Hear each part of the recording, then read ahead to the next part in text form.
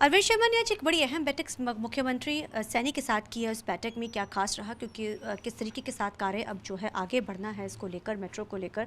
हमारे साथ अरविंद शर्मा इस समय मौजूद है। सर, आज आपकी बड़ी अहम बैठक मुख्यमंत्री के साथ रही है। इस बैठक में क्या खास रहा, किन किन मुद्दों पर खास चर्चा की गई, क्योंकि आप लोगों ने पूरा प्रोजेक्ट अब तैयार करना है। इस प्रोजेक्ट में किस तरीके के साथ काम होगा?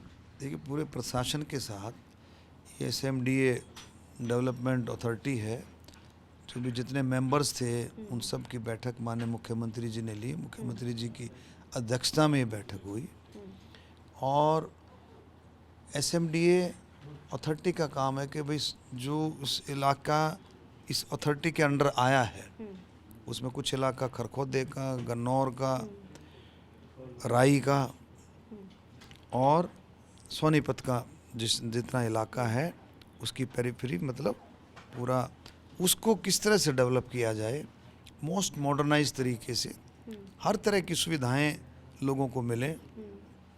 अभी भी लोगों को सुविधाएं मिल रही हैं पूरी, लेकिन उनका एक्सटेंशन आगे के समय को देखते हुए उसका एक्सटेंशन किस तरह से हो।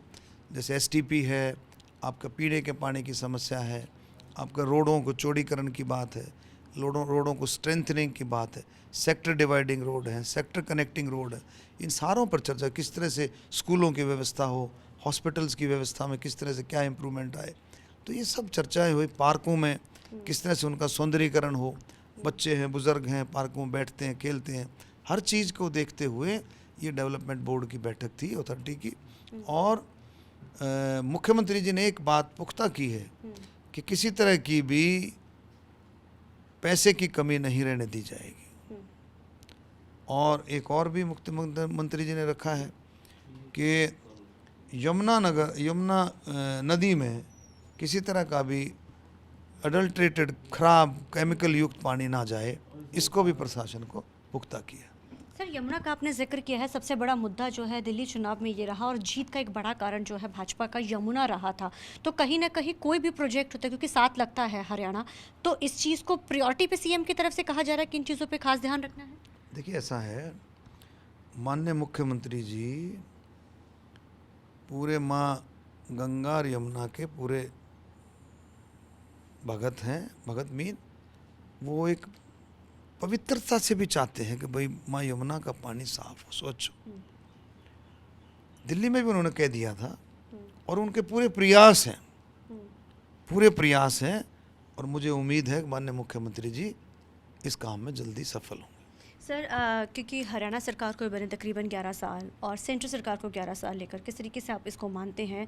क्योंकि हरियाणा की जीत और दिल्ली की जीत और उसके बाद सेंट्रल सरकार को भी एक इतिहास रच के दोबारा से रिपीट किया।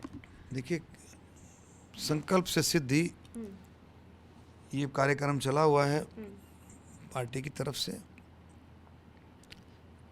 सेवा, सुशासन, गरीब कल्याण के 11 साल, इनमें आप देखेंगे गहराई से सेवा, सुशासन, गरीब कल्याण, ये आप देखेंगे माननीय दीनदयाल उपाध्याय जी, उनका सपना था, उनकी सोच थी कि सरकार आखिरी छोर तक पहुंचे, सरकार की उपलब्धियां, सरकार की योजनाएं, उनका लाभ आखिरी छोर तक मिले। और ये काम अगर किसी ने किया है तो माननीय प्रधानमंत्री नरेंद्र मोदी जी ने और हमारे मुख्यमंत्री नायब सिंह सैनी जी ने इस काम को पूरा किया है कि हर एक योजना का लाभ आखिरी छोर तक मिले। लेकिन और हर कैटेगरी में, जी सर बताइए, हर कैटेगरी में, चाहे किसान है, गरीब है, दलित है, बैकवर्ड है, OBC है, कर्मचारी है, व्यापारी है, छोटा बड़ा, महिलाएं हैं, बुज़ुर्ग हैं, खिलाड़ी हैं, स्वतंत्रता सेनानी, शहीदों के परिवार, सभी को इसका लाभ मिले। और हरियाणा सरकार तो और भी अंत्योदय, आखिरी छोर के लिए, गरीबों के लिए कई तरह की योजनाएं हरियाणा सरकार और भी बनाती है। सर, विपक्ष इसी को लेकर सवाल खड़े कर रहा है, कहते कि सिर्फ जश्न मनाया जा रहा है, लेकिन असल में सरकारों ने कुछ नहीं किया। चाहे राहुल गांधी तो लगातार जो इसके ऊपर तंज कस रहे हैं, ऑपरेशन सिंदूर पे भी उन्होंने कई तरीके के तंज दोबारा से कसने शुरू करे हैं। देखिए, आप ये बताओ, वो कह रहे हैं सरकार ने कुछ नहीं किया। ऑपरेशन सिंदूर की बात करते हैं। ऑपरेशन सिंदूर के बाद पाकिस्तान ने क्या किया? पाकिस्तान ने ड्रोन्स और मिसाइलों के जरिए से देश के ऊपर अटैक करना चाहा, किया कि नहीं किया? लेकिन एक भी मिसाइल, एक भी ड्रोन देश के किसी का भी बाल बाका नहीं कर सका, कोई नुकसान नहीं पहुंचा सका। ये क्या था? ये काम नहीं तो और क्या था? ये बदलता भारत था, ये भारत के डिफेंस की ताकत थी। विपक्ष कह रहा है कुछ नहीं किया। अरे धारा 370-35 से सोच सकते हो, सोच सकते हो आप? महिला आरक्षण, तुम भी पावर में, ताकत में थे 2014 से पहले। 30 साल पुराना मुद्दा, उसको अगर समाधान किया तो माननीय प्रधानमंत्री मोदी जी ने किया। करतारपुर कॉरिडोर, राम मंदिर, 3 तलाक, ऐसे बड़े बड़े काम किए हैं। वो कहते काम नहीं, इतने बड़े बड़े काम किए हैं विपक्ष तो सोच भी नहीं सकता, कई जन्म नहीं सोच सकता विपक्ष, कितने बड़े बड़े काम माननीय प्रधानमंत्री मोदी जी के नेतृत्व में। कोविड के समय में आप देखें पूरे देश के अलावा आप देखें इंटरनेशनल लेवल पर भूखमरी से कितने लोगों की जान, कोविड से ज़्यादा भूखमरी से लोग मरे। माननीय प्रधानमंत्री ने 1 सेकंड की भी देरी लगाए बगैर 80 करोड़ लोगों को गरीब कल्याण अन्नदाता योजना के अंदर 5 किलो अनाज पर पर्सन देना, कितने बड़े बड़े काम हुए हैं। सड़कों के आप देखें, हाईवेज पर, नेशनल हाईवे, स्टेट हाईवे, किस तरह से सड़कों के जाल बिछा। आज चंडीगढ़ से रोहतक, चंडीगढ़ से मैं गोहाना, मैं 2-2.25 घंटे में गोहाना पहुंच जाता हूँ। ये बदलता भारत है।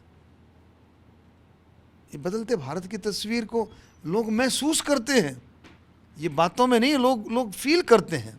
ये बदलता भारत, आज कितने बड़े काम हो रहे हैं, कितने सारे काम जाल बिछा दिए सबके।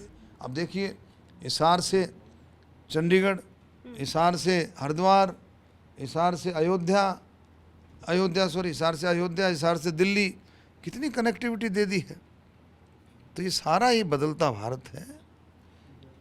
ये गरीब सेवा सुशासन, गरीब कल्याण, किसानों का किसान सम्मान निधि, महिलाओं के लिए आप देखें कितना बड़ा काम हुआ। महिला आरक्षण, 33% का महिलाओं का आरक्षण, वो तो सारे काम बहुत बड़े बड़े हुए हैं। सर, आपसे आखिरी सवाल है, रेत को लेकर भी जो है हरियाणा में रेत माफिया को लेकर भी सवाल जो है विपक्ष की तरफ से सरकार पर घेरा जा रहा है कि जो पुल्स बनाए जा रहे हैं, जो निर्माण हो रहा है, कहीं ना कहीं रेत माफिया पे जो है लगाम नहीं कसी जा रही है।